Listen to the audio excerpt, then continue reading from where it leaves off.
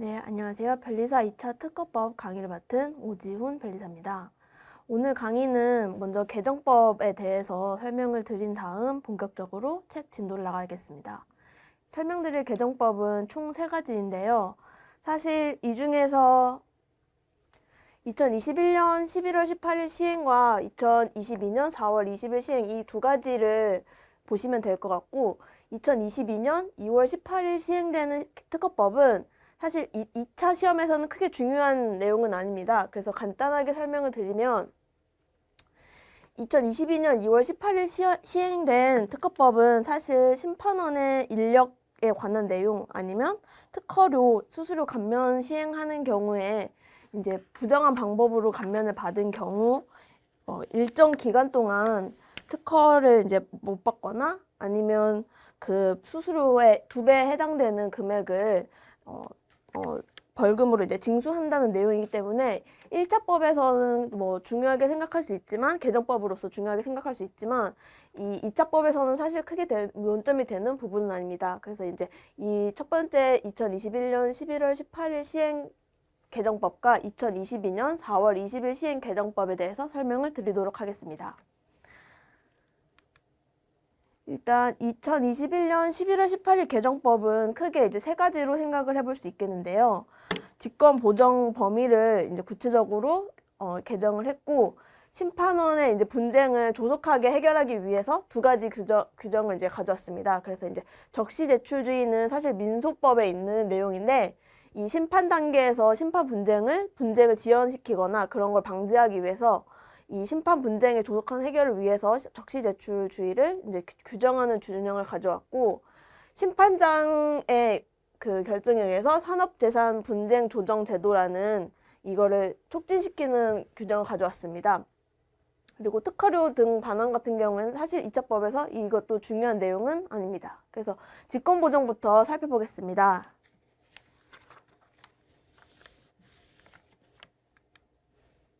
사실 직권보정은 2017년 3월 1일에 개정돼서 이제 그 기존에 있던 제도지만 그 제도의 미비점을 보완을 했는데요. 이제 국법상 여기서 말하는 국법은 2017년 3월 1일 개정 전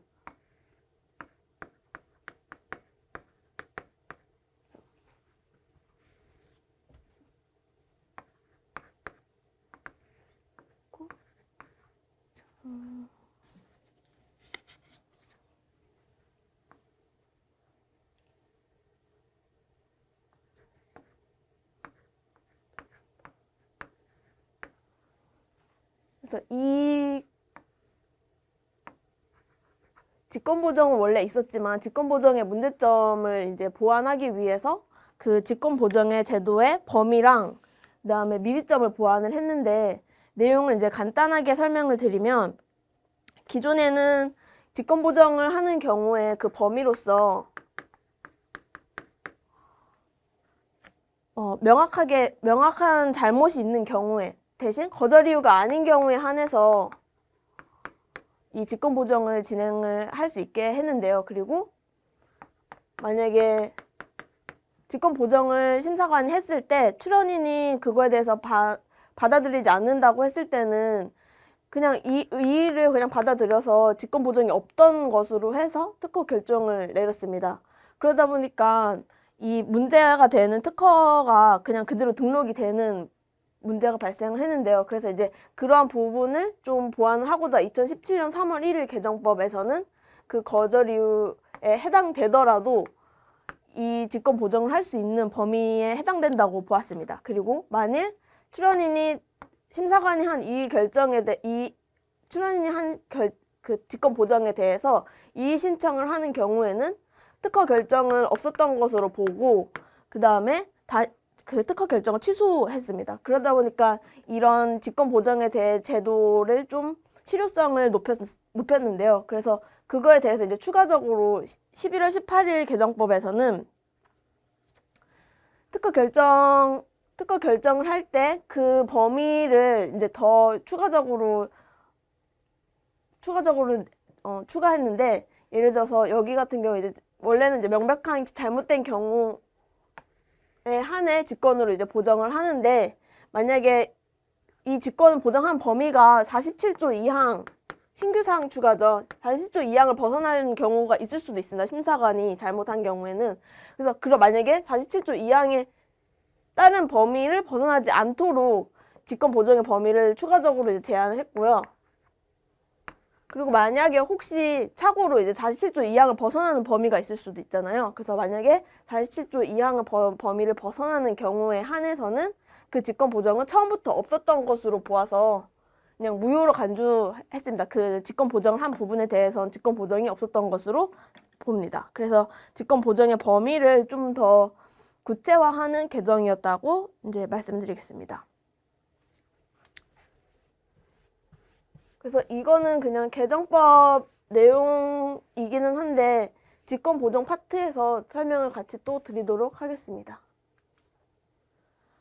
그리고 이제 직권 보정 말고 심판의 이제 절차를 지연하는 방법으로 이제 사용됐던 거를 막고자 심판 경제를 좀 활성화하기 위해서 촉진하기 위해서 이제 두 가지 제도가 들어왔는데 아까 말씀드린 조정위원회 회부한다는 거는 사실 이것도 2차 논점은 아니에요. 그래서 이 조정 말씀을 드리면 심판장이 결정으로 이제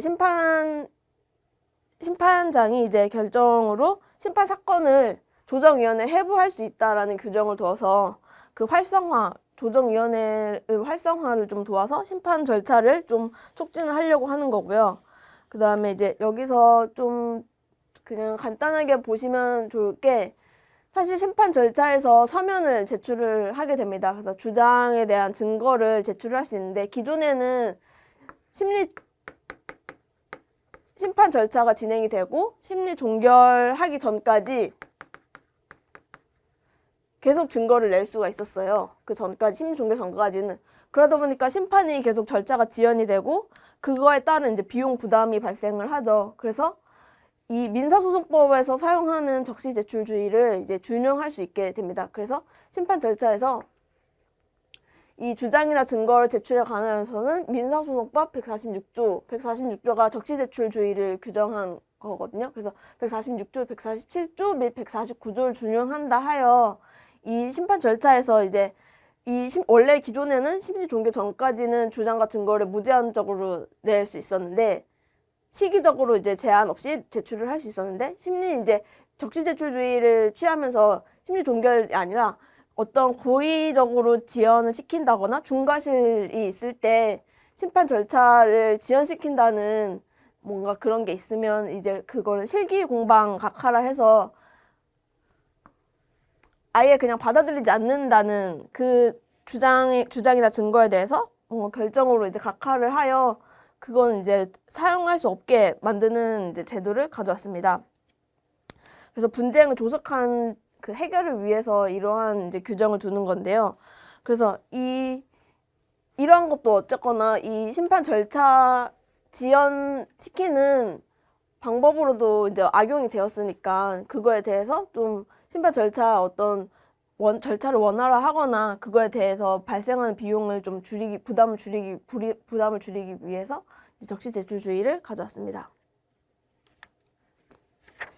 그래서 이 앞에 봤던 두 가지 개정법에 대해서는 사실 2차 특허법 시험에서 크게 논점이 될 수 있는 부분은 아니지만 그래도 개정법이니까 한번 이제 보셨으면 좋겠고요.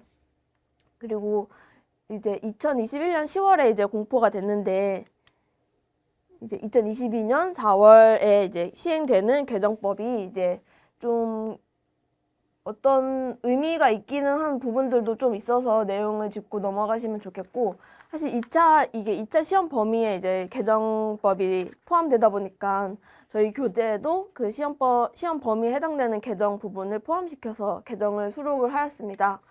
그리고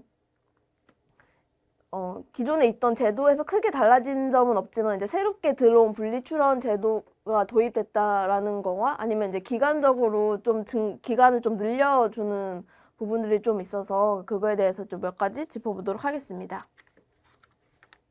그래서 첫 번째 이제 그 추후 보완 사유를 좀 완화했다는 규정에 대해서 먼저 살펴보도록 하겠습니다. 저희가 이제 보통 출원을 절차를 이제 진행하다 보면 이제 불규칙 사유로 이제 추후 보완을 이제 제출을 하게 되는 경우가 있는데, 관련해서 이제 16조랑 재심사 이거 이제 16조랑 17조가 있고, 이거 거절결정 불복 심판 청구나 아니면 재심을 청구할 수 있는 관련해서 추후 보완을 할 수 있는 규정이고요. 그 다음에 특허 출원의 그 재심사 청구랑 심사 청구 관련해서 67조의 3과 그 수수료 관련해서 81조의 3 규정이 있습니다.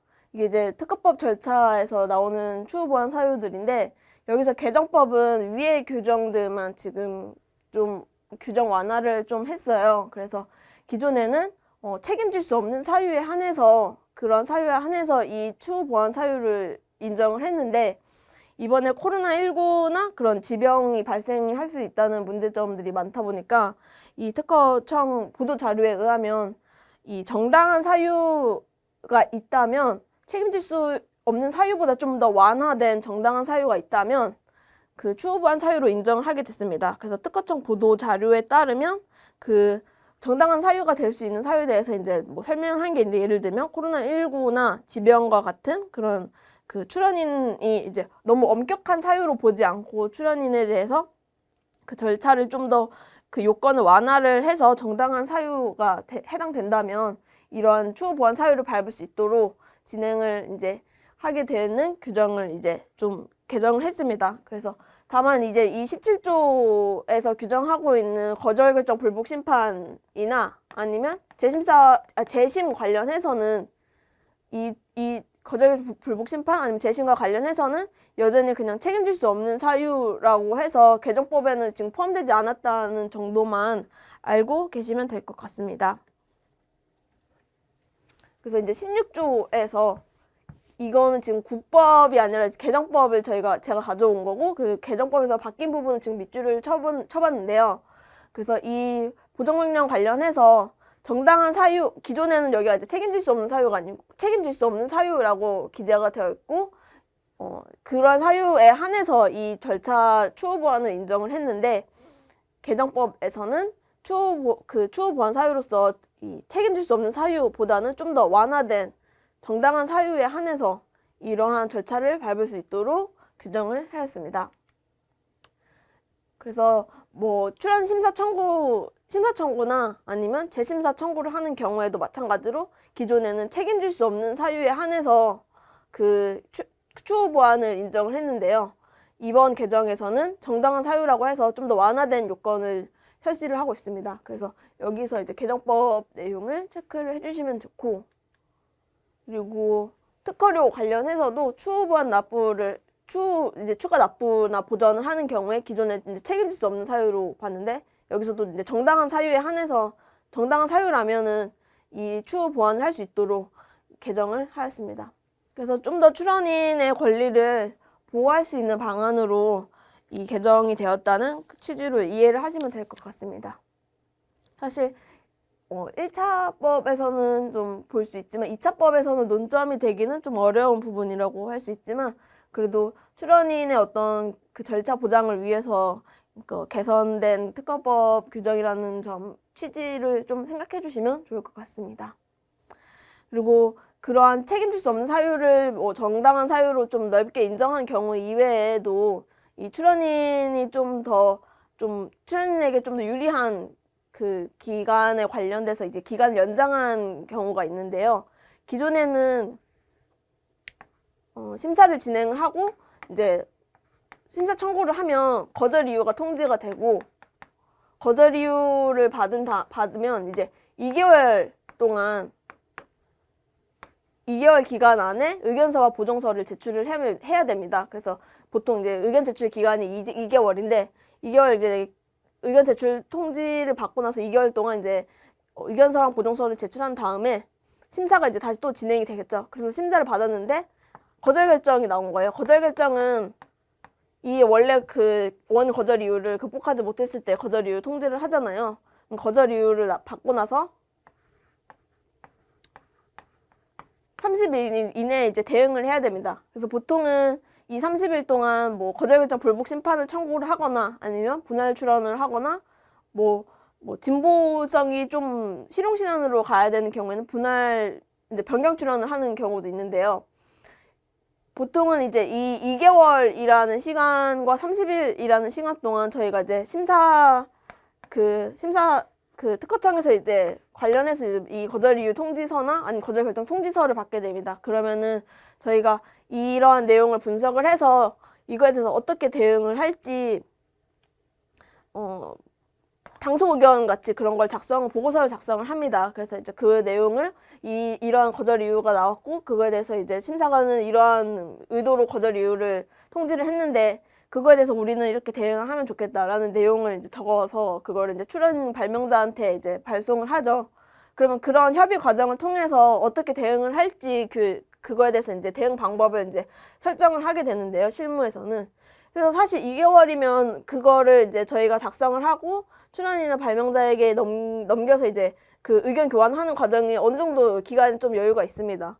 근데 거절 결정을 받고 나서는 이 30일 안에 이거를 해야 되는 게 사실 굉장히 너무 짧아요. 그래서 이 30일에서 이 개정법에서는 이걸 이제 3개월로 그 기간을 좀 더 늘렸습니다. 그래서 30일 좀 더 이제 출연인이 이거의 거절 결정에 대해서도 이제 좀 그 대응 방안을 좀 수립할 수 있는 충분한 기간을 주고 그리고 사실 30일이다 보니까 결국에는 이걸 이제 기간 연장을 하는 경우가 많거든요. 그래서 불필요한 기간 연장을 계속 반복해서 이제 계속 그런 30일 이외에 그냥 무조건 기간 연장을 30일 또 추가로 기간 연장을 하다 보니까 그럴 바에는 그냥 3개월을 주자 해서 이제 3개월 기간을 좀 넓게 이제 연장하는 개정법을 두었습니다. 그래서 이 30일 동안 거절 결정 불복 심판을 청구할 수도 있고 아니면 그거에 대해 거절 결정 불복 심판 청구하면서 분할 청구를 할 수도 있기 때문에 이 30일 동안 할 수 있었던 모든 일들에 대해서 뭐 거절 결정 불복 심판이나 아니면 분할 출원 아니면 변경 출원 그리고 재심사도 할 수 있잖아요. 그래서 이런 것들에 대해서 기간이 일괄적으로 3개월로 늘어났다는 부분을 이해해 주시면 좋을 것 같습니다. 그래서 이제 기간 계산을 하실 때 30일이 아니라 3개월이라는 점만 기억을 해주시면 좋을 것 같습니다. 그래서 관련해서 조문들이 많이 바뀌었는데 조문을 따로 보지 않고 그냥 30일이었던 거가 3개월로 늘어났다는 것만 이해를 해주시면 좋을 것 같습니다. 그래서 불필요한 기간 연장을 좀 최소화하고자 아예 3개월로 기간을 연장을 했고요. 그리고 이제 이번 개정법에서 사실 좀 도입이 된 분리 출원하기 전에 이제 분할 출원을 저희가 이제 원래는 원 출원이 있고 이 원 출원에서 분리 출원을 하는 분할 출원을 하는데 이 원 출원이 만약에 어떤 뭐 원래 그 앞에 있던 어떤 선출원을 우선권 주장을 하면서 이제 출원을 할 수가 있잖아요.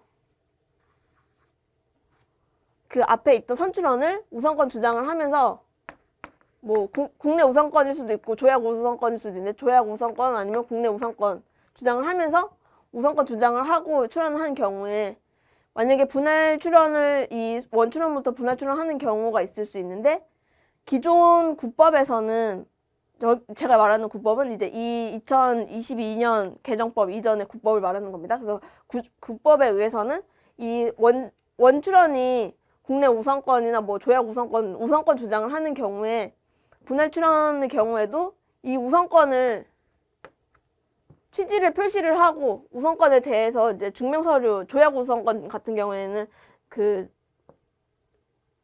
증명서류를 제출을 해야 됐습니다. 얘 같은 경우에. 그래서 얘 분할 출원하면서 별도의 우선권 절차를 밟았어야 됐어요.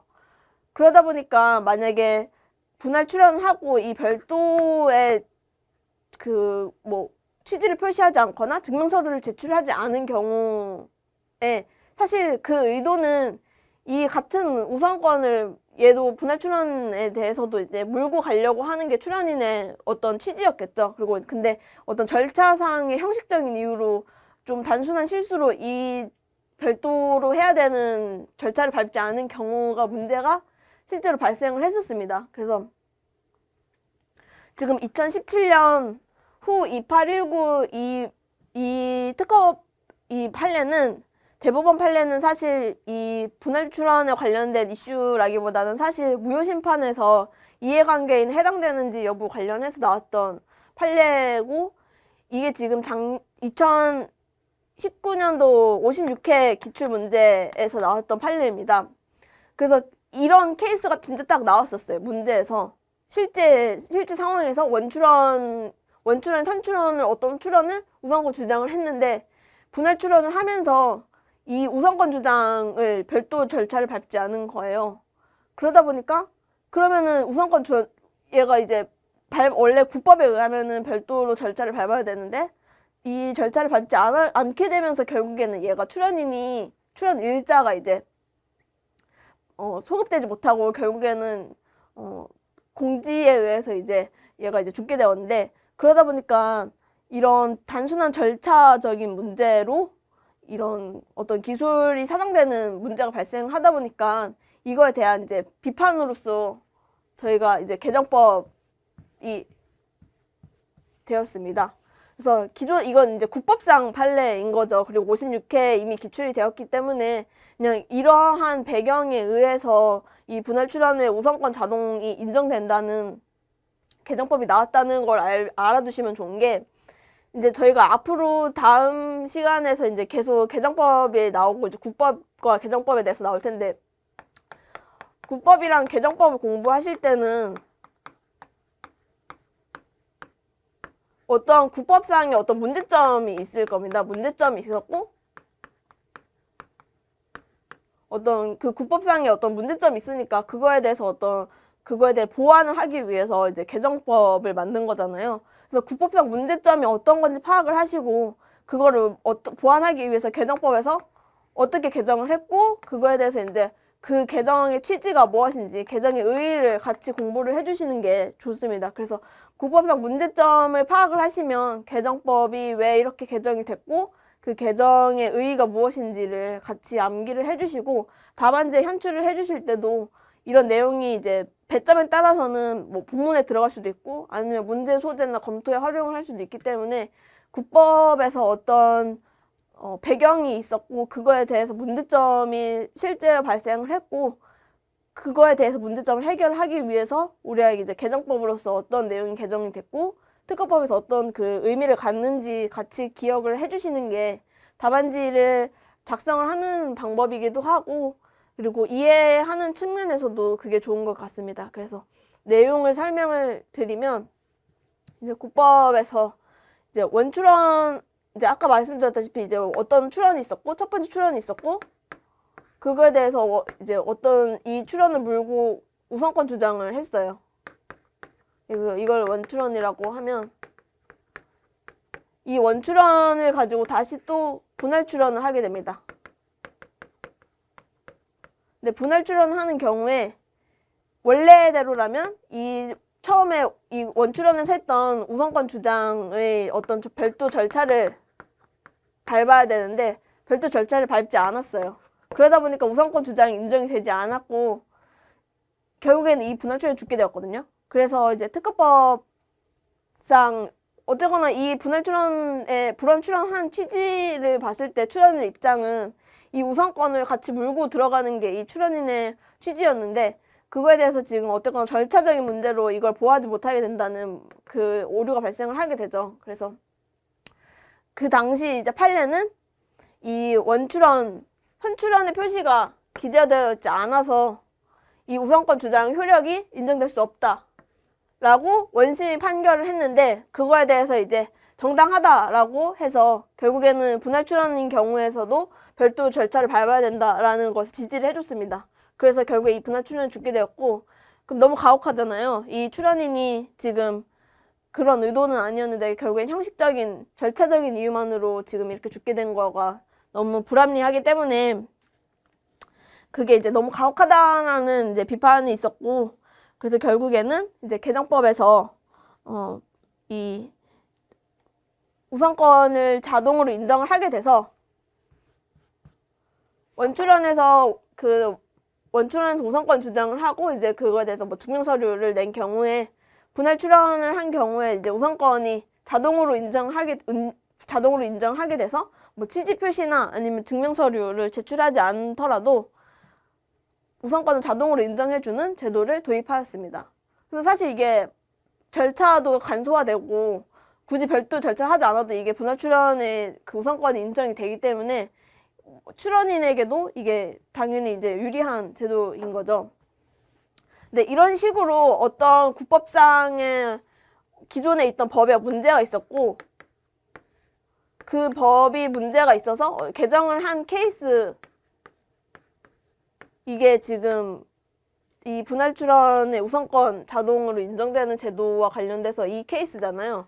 이런 식으로 특허 관련해서 2차법이 좀 출제가 많이 됩니다. 그래서 이게 지금 56회에 나왔던, 이 개정하기 전에 나왔던 이제 관련 판례와 그거에 대한 문제점이 있었고, 이거를 이제 이러한 부분을 좀 보완하기 위해서 개정법으로서 이제 분할 출원 우선권을 자동으로 인정해버리는 개정법이 지금 나온 거에 대해서 이제 56회에 그런 문제점이 있다는 부분을 이제 기출이 나왔었고, 그 전에도 사실 이런 케이스가 문제가 되게 좀 있었어요. 그래서 예를 들면 그 30조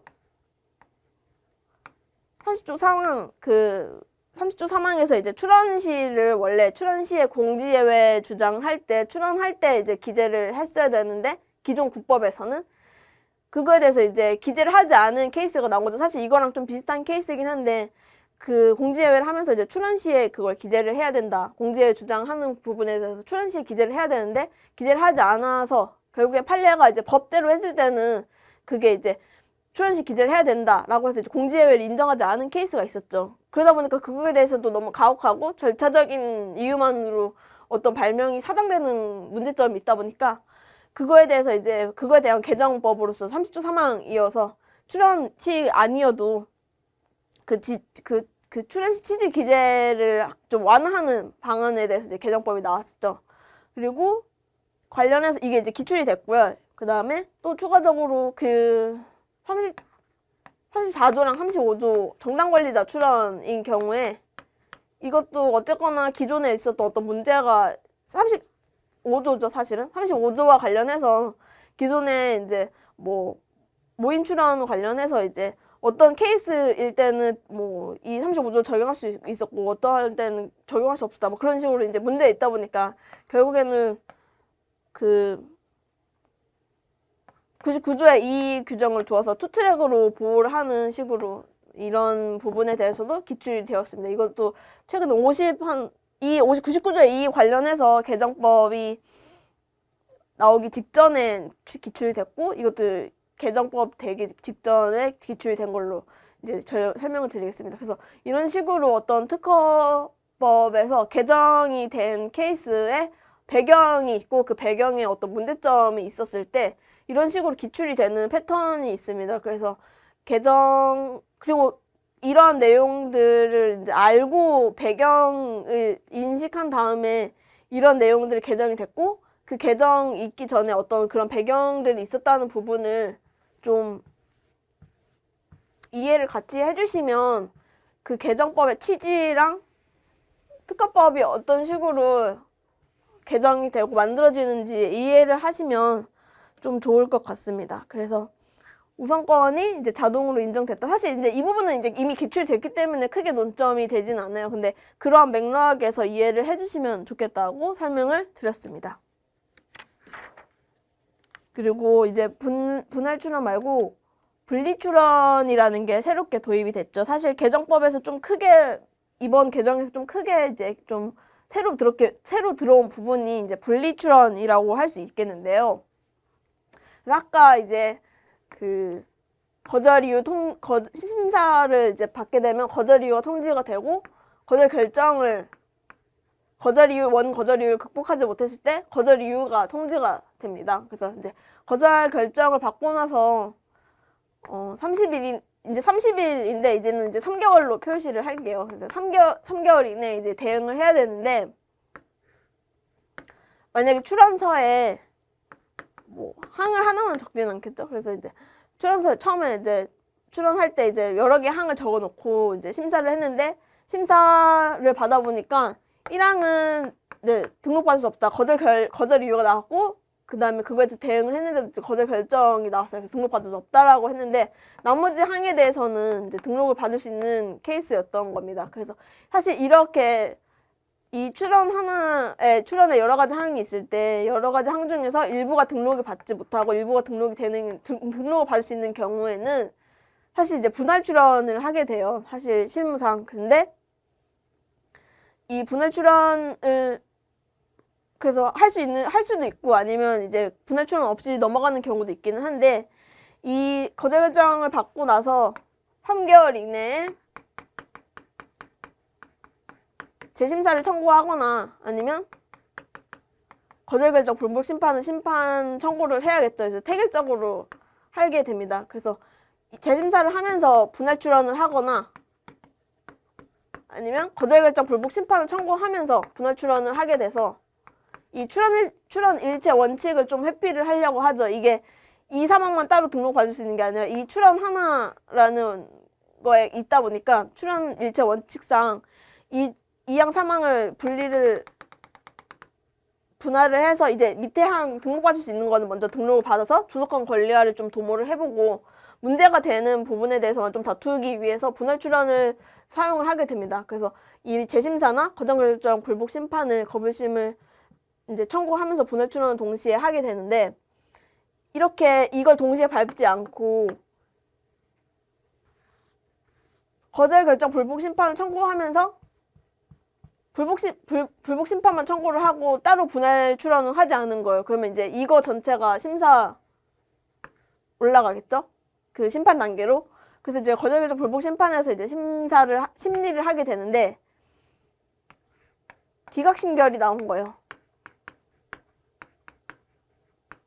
이 기각심결이 나왔다는 것은 이 심판원이 이제 심리를 해본 결과 거절 결정 이유가 정당하고 심결의 이유를 이제 특허 출원인이 결국엔 졌다는 거잖아요. 기각심결은 이제 심판원에서 이제 이 거절 결정을 이제 그대로 유지하겠다라는 거니까, 이 기각심결을 받고 나서는 이 원래 분할 출원했으면 먼저 등록받을 수 있었던 것에 대해서도 이거를 따로 이제 어떻게 할 수 있는 방법이 없게 되는 거예요. 기각심결 이후에는. 그래서 이거에 대해서 이제 이런 식으로 기각심결 이후에는 이걸 이제 등록받을 수 없다 보니까 결국에는 거절 결정 불복 심판 청구할 때 분할 출원을 같이 하는 식으로 해서 이제 분할 출원을 좀 남용하는 문제도 있었어요. 그래서 이제 이 분할 출원을 하지 않아도 기각심결을 받은 다음에 30일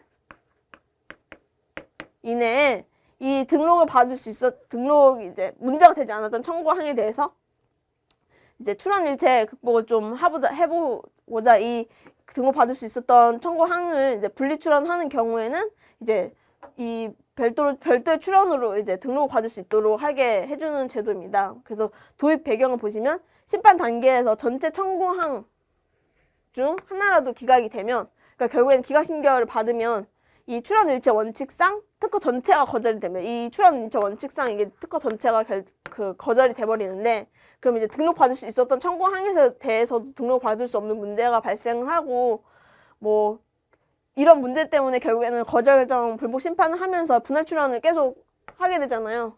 그런 식으로 이제 분할 출원 남용이 있다 보니까 분할 출원을 이제 막고, 그다음에 출원인에게 어떻게 보면 기각심결 이후엔 사실 국법에 의해서는 기각심결을 받은 다음에는 이 사망을 살릴 수가 없었는데, 이 이후에도 이제 출원인에게 좀 유리하게 심판 단계 이후 기각심결 받은 다음에도 이제 출원인이 권리화할 수 있는 기회를 추가적으로 주어주는 거라고 생각을 하시면 됩니다. 그래서 이 특허 가능한 출원 발명에 대해서 이제 특허권을 획득할 수 있는 기회를 이제 확대를 좀 시킨 케이스라고 보면 되고, 이게 이제 발생할 수 있는 문제 상황은 거절 결정을 받고 나서 거절 결정 불복 심판을 청구하고 이 기각심결까지 나온 케이스여야 이 분리출원이 발생할 수 있는, 분리출원의 논점이 되는 부분이라고 생각을 해주시면 되겠습니다. 결국에는 출원 일체 원칙상, 출원 일체 원칙상 이게 이제 하나로 움직여야 되는데 분할 출원하지 않은 경우엔 이 등록하는 청구항을 살리기 위해서 도입된 제도라고 알고 계시면 될 것 같습니다. 그래서 분리 출원이랑 이제 분할 출원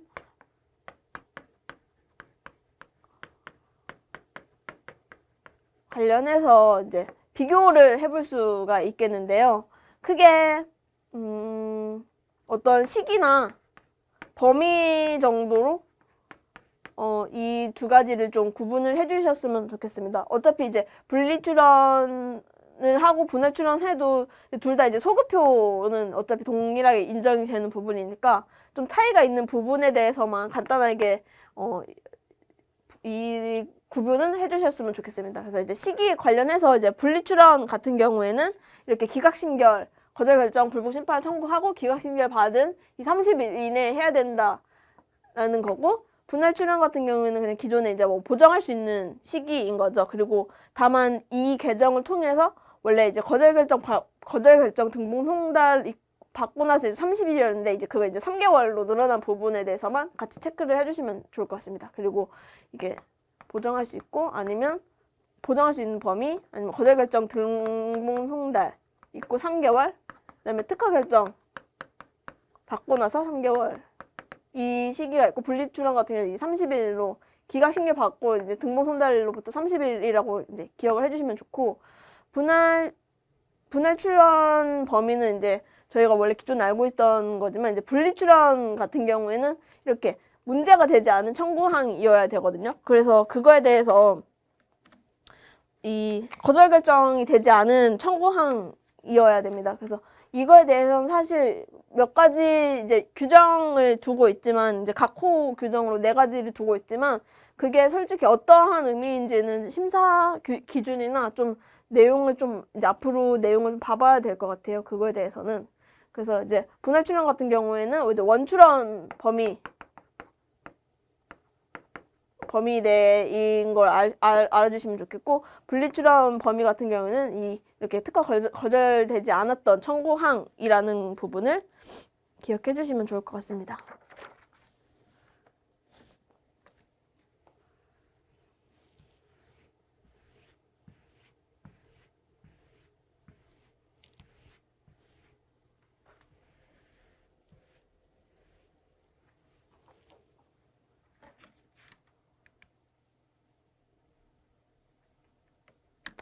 그리고 재심사 같은 경우에 이제 아까 말씀드렸던 특허 거절 결정을 받고 나서 30일 이내 그 기간이 이제 3개월로 늘어났다라는 걸 함께 그거 이제 덧붙여서 어떻게 대상도 좀 확대가 되는데요. 원래 특허 거절 결정을 받고 나서 기존에는 30일 이내에 이제 재심사를, 이게 이제 최초의 거절 결정이었겠죠. 그래서 30일 이내에 이제 재심사를 청구를 할 수 있었는데 이게 지금 3개월로 바뀌고, 이 특허 거절 결정 이외에도 특허 결정이 된 경우도 그 범위로서 추가를 하게 됐습니다. 그래서 특허 결정을 했는데 왜 재심사를 청구하냐라고 이제 생각을 해보실 수가 있긴 한데, 특허 결정이 났더라도 이제 심사 받은 내용이 아니라 이제 당연히 이제 원래 명세서에 기재된 내용이긴 한데 자기 본인이 받고 싶었던 그 내용을 좀 보정을 해서 그거에 대해서 다시 재심사를 받을 수 있는 그 기회를 확대를 했습니다. 그래서 특허 결정을 받은 다음에도 이 기간 내에서는 재심사 청구를 할 수 있도록 그 범위를 확대했습니다.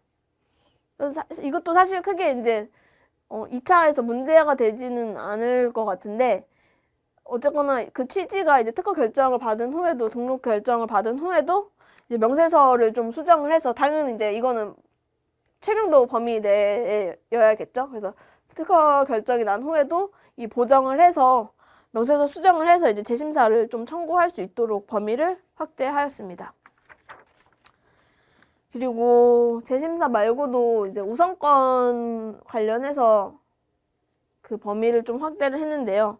이것도 크게 이제 이차법에서 문제가 되지 않고, 이 국내 우주 같은 경우에는 뭐 법조문을 사실상 그 개정법대로 저희가 해석을 이미 하고 있었어요. 그래서 기존에는 이제 그 선출원이 어떤 제한이 있었잖아요. 국내 우주를 할 때 선출원이 어떤 건 안 되는 경우에 제한이 있었는데, 이 선출원과 관련해서 원래 이 선출원이 원래는 특허 여부 결정 전에는 이제 얘가 특허 여부 결정 전에 선출원이 될 수 있었는데, 이 특허 여부 결정이 아니라 선출원 설정 등록되기 전까지면 얘도 선출원이 될 수 있다라는 거거든요. 그래서 이제 등록 결정이 된 후에도 그 설정 등록하기 전까지라면 선출원이 될 수 있다라고 해서 그 출원을 대상 확대는 했지만, 사실 이건 실무에서는 애초에 그 특허 여부 결정을 이렇게 해석을 하고 있었기 때문에 크게 달라지는 내용은 없고, 그냥 법조문으로 이제 좀 더 명확하게 그 표현을 했다라고 생각을 해주시면 될 것 같습니다. 그래서 특허 여부를 결정하고 나서 설정 등록이 있기 전까지는 선출원의 대상이 될 수 있다라고 이해를 해주시면 될 것 같습니다.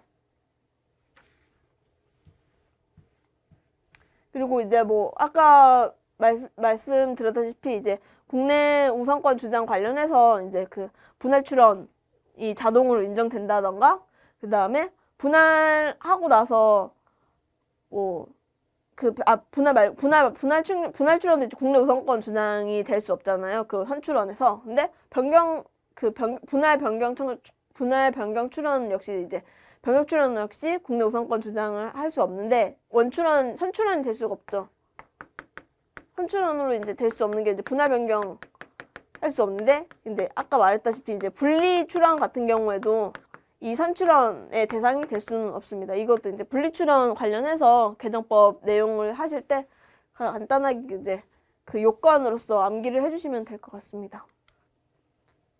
그리고 이제 마지막으로 실시자를 좀 보호하기 위한 개정법이 있는데요.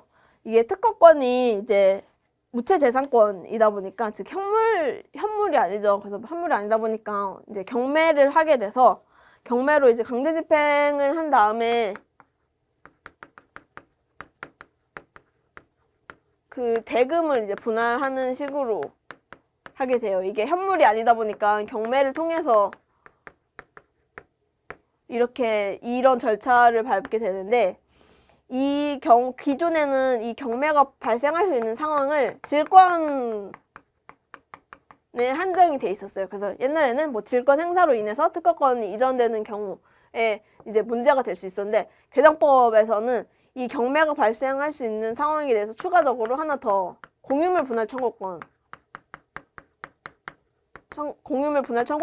하는 경우에 이제 경매를 통해서 강제 집행을 해서 이제 대금을 나눠 갖게 되는데, 그런 이 과정 속에서 만약에 실시를 한 사람이 있으면 그 실시자를 보호하기 위해서 저희가 조문을 두고 있잖아요. 법정 실시권. 그래서 이 실시를 한 사람에 대해서 통상 실시권자로서 이제 보호를 해주고자 개정을 하게 됐습니다. 그래서 이 경매가 발생할 수 있는 상황이, 기존에는 질권을 행사했을 때 경매가 이제 발생하고 이제 그 질권 행사로 인해서 실시하고 있는 자를 좀 보호하기 위한 규정밖에 없었는데, 이제 추가적으로 공유물 분할 청구를 하는 경우에도 경매가 발생하고 이제 이런 과정을 밟다 보니까 이 실시하는 그 실시 공유자를 보호하기 위한 규정으로서 이제 이 질권 행사 등으로, 여기 이제 등에는 질권 행사 위에도 공유물 분할 청구가 들어가겠죠. 그래서 질권 행사나 공유물 분할 청구를 하게 돼서 이 경매를 하게 되는 경우에는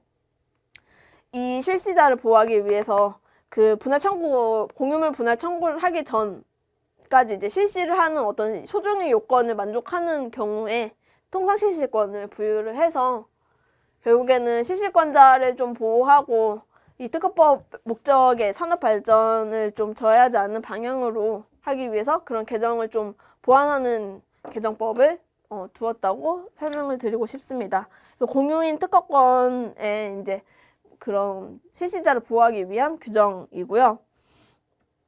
그 소정의 요건은 사실 기존에 있었던 뭐 질권 행사나 이런 거랑 크게 다르지는 않아서 그냥 이런 개정이 있었구나라는 정도로 공부를 해주시면 될 것 같습니다. 네, 개정법에 대해서 설명을 드렸고 다음 시간부터는 이제 특허법 이제 기본 이론을 설명을 드리도록 하겠습니다. 감사합니다.